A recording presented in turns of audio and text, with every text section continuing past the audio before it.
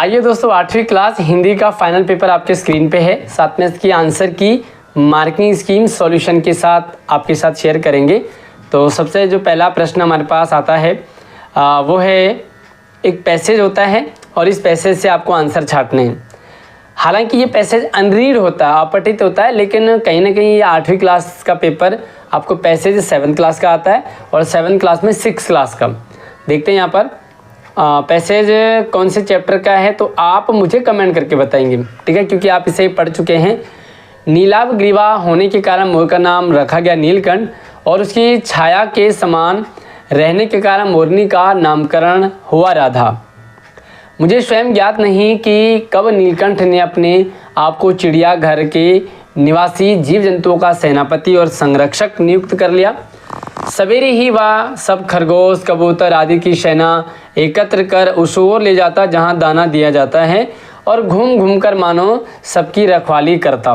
ये पैसेज है और इस पैसेज से रिलेटेड आपको 2 सवाल आएंगे, 4 नंबर के आएंगे। अच्छा, वीडियो लाइक ज़रूर कीजिएगा और अपने दोस्तों को भी शेयर करें। आपका लाइक, आपका प्यार, आपका सपोर्ट हमें मोटिवेट करता है और अच्छी वीडियो आपके लिए लेकर आते हैं। यहाँ पर देखोगे तो पहला प्रश्न है कि मोर का नाम नीलकंठ क्यों रखा। 2 नंबर का सवाल है। 4 ऑप्शन है, चारों में से एक है। लाल गर्दन होने के कारण, बिल्कुल नहीं। नीली गर्दन होने के कारण, बिल्कुल ये सही लग रहा है। और 2 ऑप्शन पढ़ते हैं, हरी गर्दन, सफ़ेद गर्दन। तो भाई नीलकंठ रखा गया क्योंकि उसकी गर्दन नीली थी। मैंने आपको बताया कि आपको इस चैप्टर का नाम मुझे कमेंट में बताना है। अपना नाम, अपने स्कूल का नाम भी ज़रूर मेंशन करें ताकि हमें ये पता लगे कि इस वीडियो को आप किस स्कूल से देख रहे हैं। नीलकंठ ने अपने आप को डैश नियुक्त कर लिया।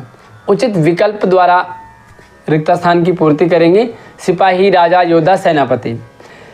हालांकि नीलकंठ ने अपने आप को सेनापति और संरक्षक 2 नियुक्त किए थे, लेकिन इसमें संरक्षक कहीं लिखा नहीं है, तो इसका आंसर होगा आपका सेनापति, ठीक है। और इस तरह से आपको 4 नंबर मिल जाते हैं बहुत आसानी से।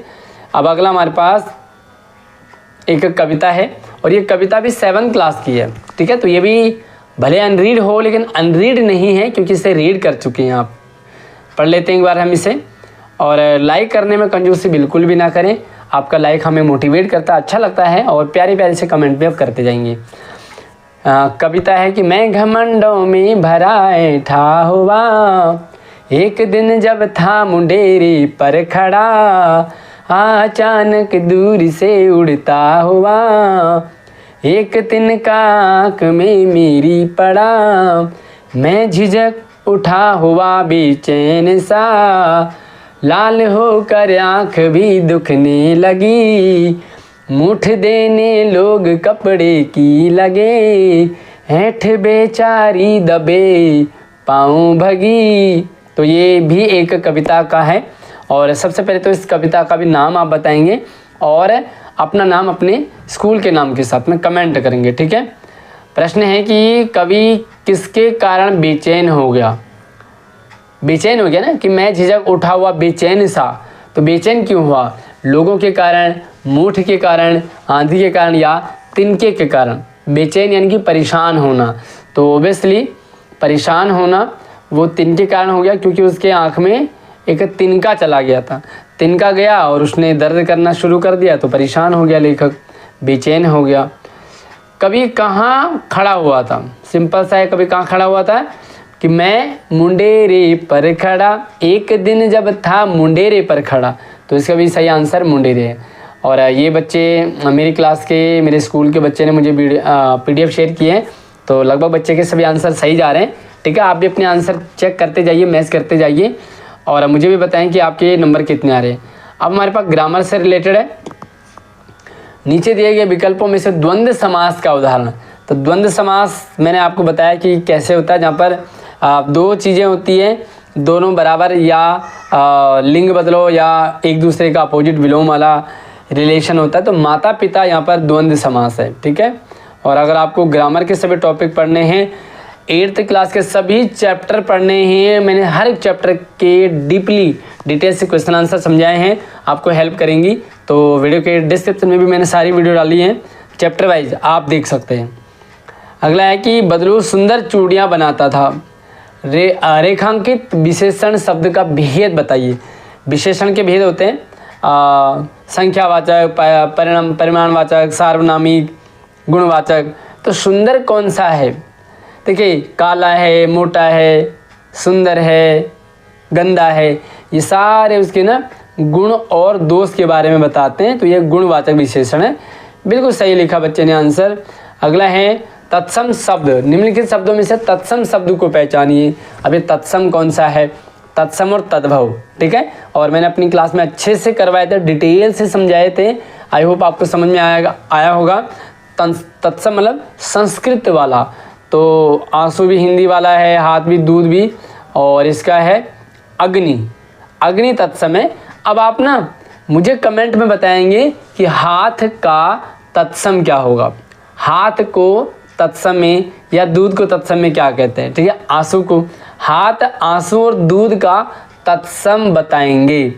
देखते हैं कमेंट में कितनों के आंसर आते हैं, और आंसर आप ज़रूर कीजिएगा ताकि आपकी प्रैक्टिस भी हो जाती है और दूसरे बच्चे भी आंसर देखते हैं कि किसका क्या आंसर है ना। आपके आंसर नेक्स्ट ईयर आने वाले बच्चों को भी हेल्प करते हैं।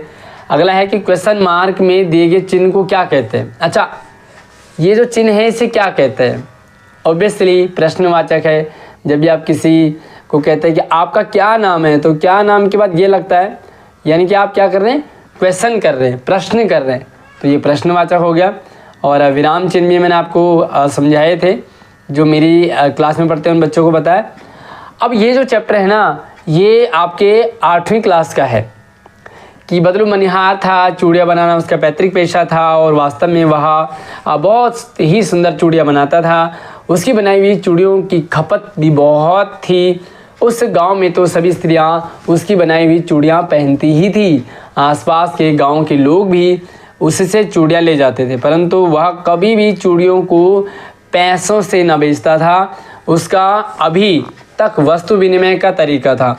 वस्तु विनिमय जानते हैं? एक चीज़ लेना, दूसरी चीज़ देना, यानी कि वस्तु के बदले वस्तु देना, है ना। आजकल तो हम पैसे से वस्तु खरीदते हैं, लेकिन पुराने ज़माने में वस्तु के बदले में वस्तु का आदान प्रदान होता था। आज भी बहुत सारी चीज़ें हम सामान के बदले सामान लेते हैं।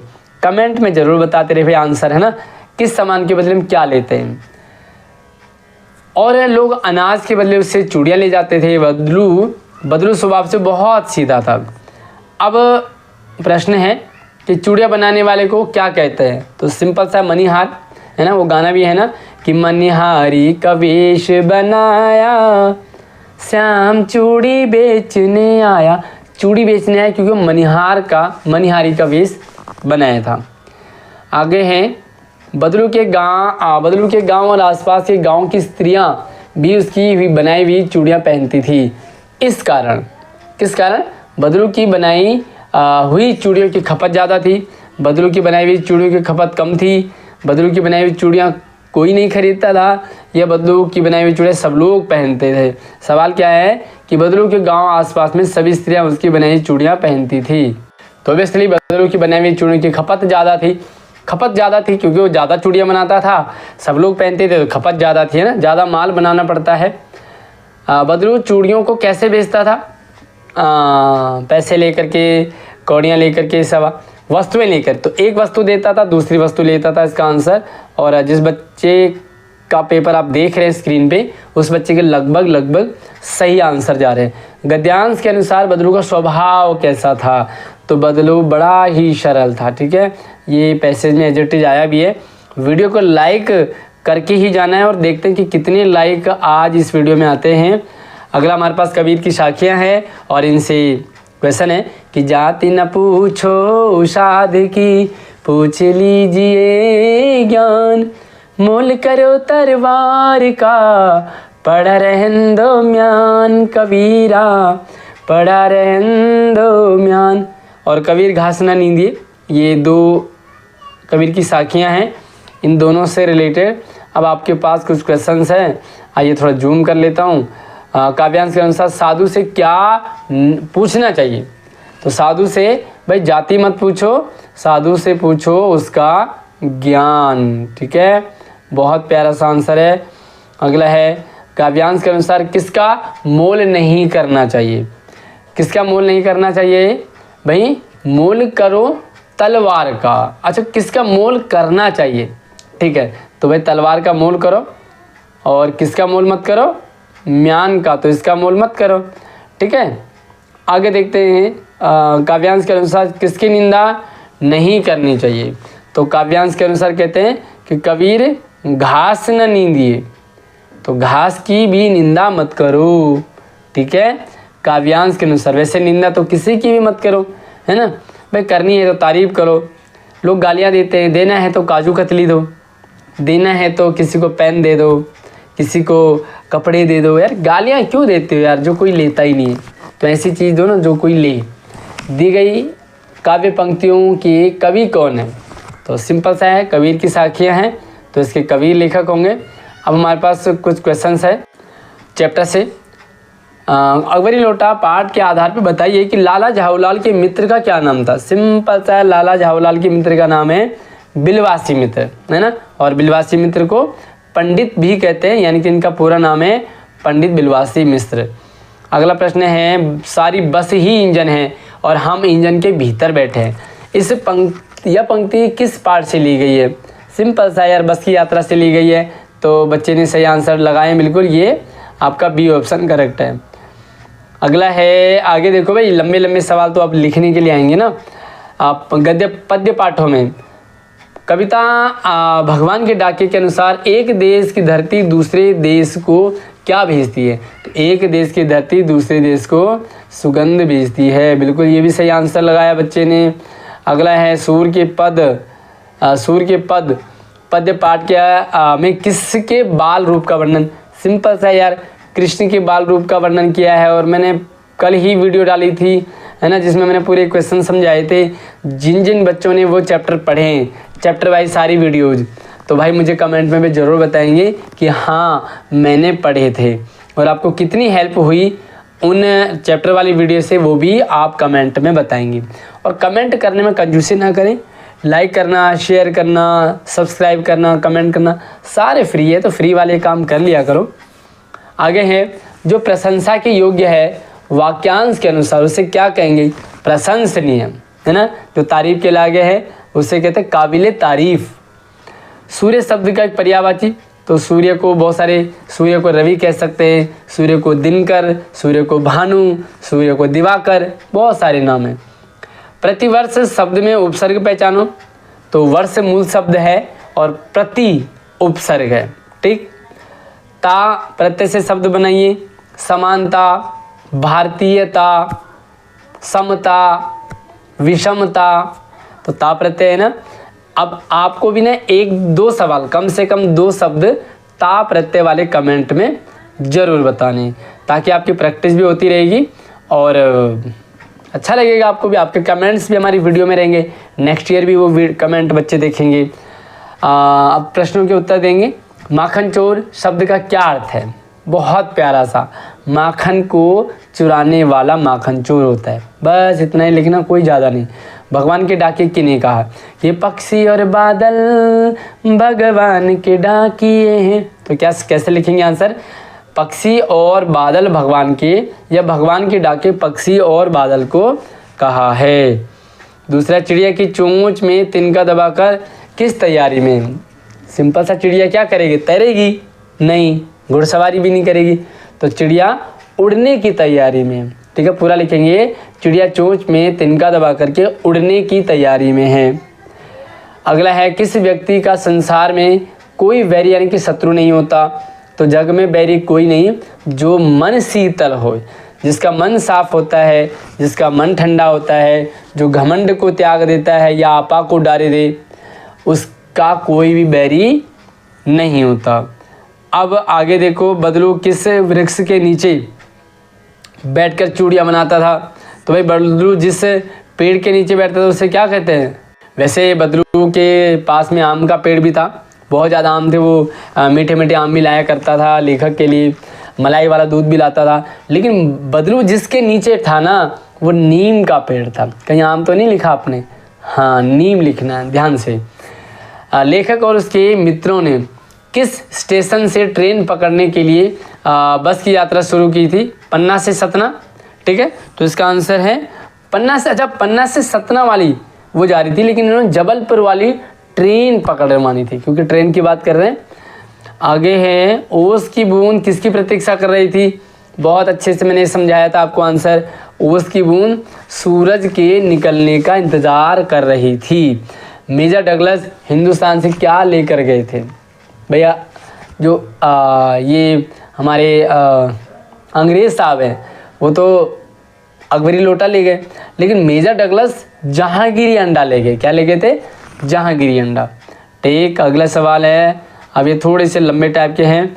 पाठ जहाँ पहिया है के आधार पे लिखिए कि महिलाओं के जीवन में साइकिल के आने से कौन से बदलाव आए हैं? बहुत सारे बदलाव आए भाई, बहुत सारे बदलाव। आप 2 बदलाव लिख सकते हैं, 2 बदलाव लिखने। तो पहला बदलाव है कि अब ये पुरुषों पर निर्भर नहीं रहती है। दूसरा बदलाव यह है कि अब ये आत्मसम्मान से जी पाती हैं, है ना, अब इनको आत्मसम्मान इनका बढ़ा। तीसरा है ये बहुत सारे काम अब खुद कर लेती हैं, अपना इन्होंने बिजनेस बढ़ा दिया। तो बहुत सारे लिख सकते हैं। पाठ लाकी चूड़ियाँ के आधार पर बताइए कि बदलू का व्यक्तित्व कैसा था?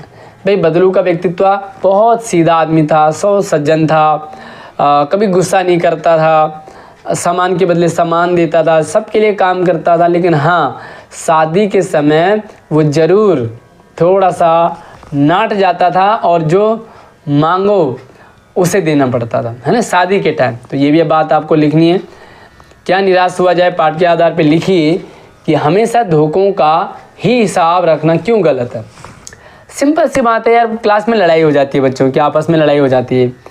अब ठीक है, लड़ाई हो गई तो उस लड़ाई को ही क्या आप पूरे हफ्ते पूरे महीने तक याद रखोगे? नहीं, क्योंकि इससे क्या होता है कि हमारा जो माइंड है वो नेगेटिव जाता है, हम नेगेटिव ज़्यादा सोचते हैं और फिर हमें गुस्सा, लड़ाई झगड़े हमारे होते रहते हैं। कुछ भी अगर गलत हो गया तो उसे भूल जाइए, और नेगेटिव का ही हिसाब रखोगे, धोखों का हिसाब रखोगे तो कुछ अच्छा नहीं कर पाओगे, फिर आपके मन में भी फिर गंदा ही चलता रहेगा। ठीक है, इसलिए अच्छी बातें रखो अपने मन में। अपने दोस्त की आपने कौन सी बात जो उसकी गलत थी लेकिन आपने इग्नोर किया हो, उसकी गलत थी लेकिन आपने इग्नोर कर दिया, आप बहुत बड़े बन गए, तो मुझे कमेंट में अपना एक्सपीरियंस ज़रूर शेयर करें। लोगों ने सलाह दी कि समझदार आदमी शाम वाली बस से सफ़र नहीं करते। विचार करते हुए लिखिए कि लोगों ने यह सलाह क्यों दी होगी। सिंपल सी बात है, वो बस ख़राब थी, उस बस का एक एक पुर्जा, एक एक पार्ट, एक एक भाग ख़राब था। टायर ख़राब, स्टीयरिंग ख़राब। वो बस, उस बस ने आज तक किसी को टाइम से नहीं पहुंचाया, बल्कि कई बार तो लोग गिर गए होंगे, है ना, इसलिए लोगों ने अंतिम विदाई देने आए थे तो लोगों ने सलाह दी कि भैया इस बस से मत जाइए, इस बस की हालत बहुत ख़राब है और इसने आज तक किसी को नहीं पहुंचाया, तो भाई तुम्हें क्या पहुंचाएगा। ठीक है, लिख दो पूरा।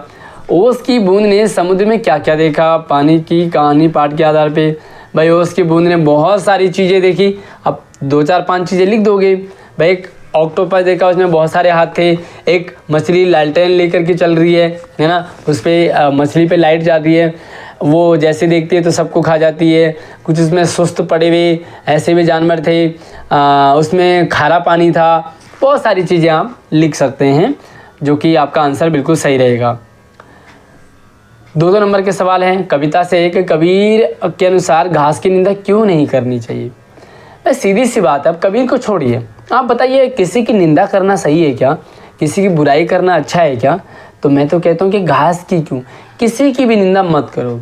अब बात आती है कबीर की। भाई कबीरदास जी ने घास की निंदा करने के लिए इसने मना किया क्योंकि घास का मतलब होता है गरीब, घास का मतलब होता है कमज़ोर, घास का मतलब होता है जिसे हम तुच्छ समझते हैं।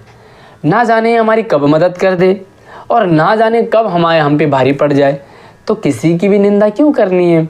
आप अच्छा बोल रहे हो तो ज़रूरत पड़ने पे भाई चूहा भी शेर की मदद कर सकता है, और चूहे ने पूरी जाली काट दी, है ना। तो सबकी मदद करते रहो, क्यों किसी की निंदा करनी है? यह सबसे कठिन समय नहीं, यह बताने के लिए कविता में वर्णित 2 तर्क दीजिए। यह सबसे कठिन समय नहीं, क्यों? क्योंकि अभी भी शाम एक और ट्रेन जाएगी, अभी भी तिनके चिड़िया ने अपनी चोंच पे तिनका दबा रखा है, उड़ने को तैयार है। इसी तरह से बहुत सारे अभी भी बूढ़ी दादी नानी कहानियाँ सुनाया करती है। तो ठीक है, ये कठिन समय नहीं है, अभी अच्छा समय है। ये आप सोचिए कि इससे भी बुरा समय हो सकता है, तो पॉजिटिव रहने के लिए तर्क दे दिए। एग्जाम्पल, वर्तमान समय में मानव अपने संदेशों का आदान प्रदान किन माध्यमों से करता है? कोई 2 माध्यम बताइए। वे लिखेंगे वर्तमान समय में मानव संदेशों का आदान प्रदान करने के लिए मोबाइल का प्रयोग कर रहा है, इंटरनेट का प्रयोग कर रहा है, कंप्यूटर का प्रयोग कर रहा है, व्हाट्सएप का प्रयोग कर रहा है, फेसबुक का प्रयोग कर रहा है, इंस्टाग्राम का प्रयोग कर रहा है। हाँ, इंस्टाग्राम, फेसबुक, व्हाट्सएप से ध्यान आया, आप मुझे व्हाट्सएप, इंस्टाग्राम, फेसबुक पे भी फॉलो कर लीजिएगा। मेरे नंबर आईडी वीडियो की डिस्क्रिप्शन में, आप मुझसे पर्सनल जो भी कुछ क्वेरी है वो भी रख सकते हैं। साथ में एक चीज़ कहना चाहूँगा कि अगर आप एसओसी की तैयारी कर रहे हैं तो भैया जम के करिए। क्या क्या पढ़ना है, कैसे कैसे पढ़ना है, सब कुछ मैंने चैनल पे डाला है। आपको सिर्फ जाना है, देखना है और अपनी तैयारी में जुट जाना है। बाकी किन किन बच्चों ने फॉर्म भरा है और कौन से डोमेन का, इसको भी कमेंट में ज़रूर बताइए। ग्वालन ने माता यशोदा से क्या शिकायत की? भाई ग्वालन ने माता यशोदा से शिकायत की कि तेरे लाल मेरे माखन खायो, तेरा लाल, तेरा बेटा हमारा माखन खा गया। फिर क्या करा इसने कि सारे घर को सुनसान जाना, अपने आप ही सीका ले आया, खुद माखन खाया, अपने दोस्तों को खिलाया, गिरा दिया, बिखरा दिया, सब नुकसान कर दिया। तो बहुत सारी शिकायतें थी। अब हमारे पास यहाँ पर जो है ना अनुच्छेद लिखना है। 5 नंबर में बहुत बढ़िया टॉपिक है। मेरा प्रिय त्यौहार, अपनी क्लास में तो कई बार लिखवाया मैंने। होली, दिवाली, दशहरा, ईद, क्रिसमस, जो मर्जी लिख सकते हो। मेरा गांव, भाई गांव की बातें लिख दो, जो जो समझ में आता है। गांव में जाते हो, छुट्टियों में जाते हो, खेलने जाते हो, दोस्त हैं, खेत हैं, पेड़ हैं, नदी है, तालाब, कुछ भी लिख दो। और इंटरनेट के लाभ, भाई इंटरनेट के लाभ है ना, आप मुझे अपने घर पे पढ़ रहे हो, मैं आपको नहीं जानता हूँ, हो सकता जानता भी होऊंगा, फिर भी आप मुझसे डायरेक्ट इनडायरेक्ट में पढ़ रहे हो। इंटरनेट का काम है। इंटरनेट से आप मुझसे इंस्टाग्राम, व्हाट्सएप, फेसबुक, ट्विटर से जुड़ सकते हो। इंटरनेट से हम अपने दूर जुड़े लोगों से बात कर सकते हैं। बहुत सारी चीज़ें लिख सकते हैं आप। ठीक है, अभी पत्र आया है आपके पास। एक पत्र लिखना, दोनों में से अपने जन्मदिन के समारोह का वर्णन करते हुए अपने मित्र को, अपनी सखी को पत्र लिखिए। भाई आपका जन्मदिन था, आपने जन्मदिन मना लिया, अब जन्मदिन पर क्या क्या हुआ, केक खाया, बैलून फोड़े, पार्टी रखी थी, दोस्त आए थे, जो भी कुछ है, या आप कहीं बाहर घूमने गए थे, आपने बाहर पिज्ज़ा बर्गर खाया, या कहीं घूमने फिरने गए, को मूवी देखी, तो जो भी कुछ है उसका पूरा आपको लिखना है प्रिय मित्र के नाम पे पत्र। या तो आप दूसरा लिखो, विद्यालय में कविता वाचन की प्रतियोगिता का आयोजन करने के लिए अपने विद्यालय के प्रधानाचार्य को पत्र लिखेंगे। क्या है कि आपके स्कूल में कोई कविता वाचन प्रतियोगिता आप चाह रहे हो कि भाई कविता वाचन प्रतियोगिता होनी चाहिए, जो कि नहीं हुआ है, तो आप अपने प्रिंसिपल को बताइए कि भाई हमारे स्कूल में ऐसी कोई कंपटीशन करवा दो जिसमें कि हम अपना टैलेंट दिखा सकें और अच्छा लगता है। ठीक है, तो ये आपका पेपर था। अब आप मुझे कमेंट में बताइए कि इस पेपर के अकॉर्डिंग आपके कितने नंबर आ रहे हैं, और आप इस वीडियो को शेयर भी कर दो। अपने प्यारे प्यारे से एक्सपीरियंस आप कमेंट में ज़रूर रखा करें अपने नाम के साथ। अगली वीडियो में मिलते हैं, तब तक आप अपना ख्याल रखिए। जय हिंद।